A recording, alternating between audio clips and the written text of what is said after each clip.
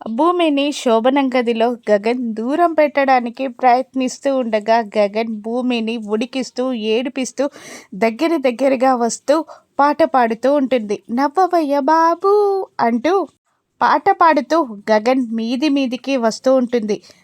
గగన్ని bed పైన తోసేసి గగన్ పైన చేరి ఆడదాన్ని నేనే కావాలంటుంటే నీకేంటయ్యా మొహమాటం అని అంటూ ఏడిపిస్తూ ఉండగా గగన్కి ఏం చేయాలో అర్థం కాక భూమి ముఖానికి తన ముఖానికి మధ్యలో దిండు పెట్టేస్తాడు.